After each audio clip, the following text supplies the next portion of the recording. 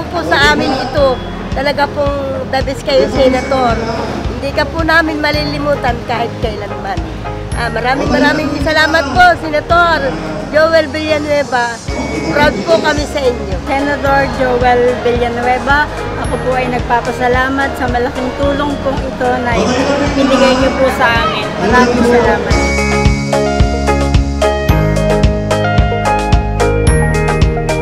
Senator Joel Villanueva, ang bayan po ng Lopez ay taus-pusong nagpapasalamat sa iyo pong pag-alala sa amin, sa iyo pong tulong sa aming mga kababayan. Nandito po kami ngayon para po tanggapin ang mga biyaya na nagmula po sa iyo. Maraming salamat po at God bless you.